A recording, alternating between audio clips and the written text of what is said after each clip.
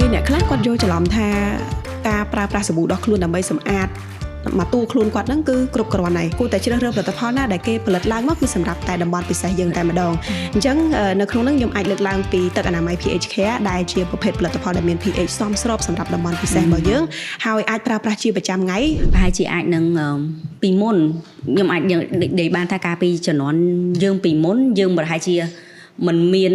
ផលិតផលច្រើននៅក្នុងការដែលឲ្យយើងជ្រើសរើសណាអញ្ចឹងទៅណាមួយយើងអត់សូវដឹងអត់មានអ្នកណាប្រាប់ថានៅពេលដែលយើងមករដូវឬមួយក៏នៅកន្លែងតំបន់ផ្លូវភេទរបស់យើងប្រើសាប៊ូផ្សេងឯងអាហ្នឹងពីមុនយើងអត់ដឹងទេណាយើងគិតថាអូខេកមុនសាប៊ូមួយដុំតាំងពីក្បាលដល់ចុងជើងប្រើទាំងអស់ all in one ហ្នឹងហើយប្រើទាំងអស់ហ្មងប៉ុន្តែដល់ពេលក្រោយមកយើងបានសិក្សាស្វែងយល់ទៅវាខុសគ្នាតំបន់ស្បែករបស់យើងវាខុសគ្នាដូចទាំងនេះស្បែកមុខกับស្បែកខ្លួនយើងខុសគ្នាអញ្ចឹងបើសិនបើយើងនិយាយអំពីស្បែកនៅតំបន់ផ្លូវភេទរបស់យើងវារត់តែខុសទៀតស្បែកនៅតំបន់ផ្លូវភេទវាស្ដើងហើយវា sensitive វាងាយប្រតិកម្មហើយបើសិនបើខ្ញុំផ្ទាល់ជាបទពិសោធន៍ខ្ញុំជាស្បែកប្រភេទប្រតិកម្មចាអញ្ចឹងមិនថាយើងប្រើសម្លៀកបំពាក់ក្នុងយើង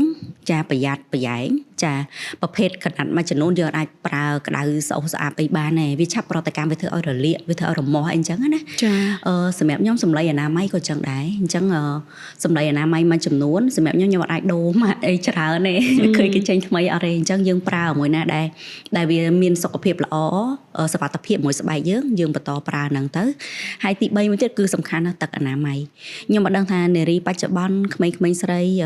ពេលគាត់ពេញវ័យហើយជាពិសេសពេលដល់ពេញវ័យហើយត្រូវមានទម្លាប់ប្រើទឹកអនាម័យពីខ្ញុំឯងចាខ្ញុំយល់ថាវាមានប្រយោជន៍អញ្ចឹងខ្ញុំធ្លាប់ត្រូវបានចាស់ពីដើមគាត់ថាគាត់សម្អាតតែទឹកទៅទេអ្នកខ្លះគាត់ថាគាត់ប្រើទឹកក្តៅអ៊ុនៗអ្នកខ្លះគាត់សម្អាតទឹកស្អាតធម្មតាគាត់ថាពីការដែលយល់ឃើញពីខ្ញុំគិតថាយើងដូចយើងលាងចានដែលអត់ប្រើសាប៊ូឧទាហរណ៍ចាអញ្ចឹងទៅវាអាចកម្ចាត់ភាពល្អិលមេរោគឬមួយក៏បញ្ហាផ្សេងៗដែលនៅលើស្បែកឬក៏នៅលើរបស់ដែលយើងកំពុងលាងទេគ្រាន់តែត្រូវការជ្រើសរើស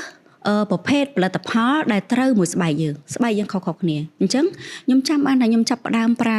ផលិតផលទឹកអនាម័យយើងហៅចឹងចោះអញ្ចឹងផលិតផលទឹកអនាម័យដូចជាពេលហ្នឹងខ្ញុំចាប់វិទ្យាល័យហើយចាបើយើងចាប់ផ្ដើមដឹងណាចាដឹងហើយអូសំខាន់ការពីយើងពេញវ័យនោះតាំងពីនៅអនុវិទ្យាល័យតែប្រហែលឆ្នាំយកដឹងទេចារហូតមកដល់វិទ្យាល័យបើយើងអូខេយើងយល់ទៅយើងចាប់ផ្ដើមចេះប្រើប្រាស់ផលិតផលទឹកអនាម័យហើយក៏ឃើញថាអូខេខ្លួនឯងស្រួលខ្លួន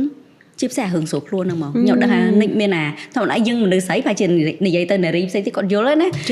អាភាពស្រួលខ្លួនអាភាពស្អាតស្រួលខ្លួនណាចានៅពេលដែលយើងបានលាងសម្អាតស្រួលខ្លួនវាអារម្មណ៍ហ្នឹងវាមកហ្មងវាអារម្មណ៍ល្អផ្សេង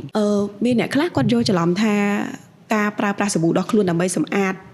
មកទូខ្លួនគាត់ហ្នឹងគឺគ្រប់គ្រាន់ហើយប៉ុន្តែជាក់ស្ដែងទៅសុខភាពស្បែកយើងពីរប្រភេទហ្នឹងគឺខុសគ្នាអញ្ចឹងអត់អាចប្រើប្រាស់ផលិតផលលោកឡំគ្នាបានទេវាអាចនឹងបង្កទៅជា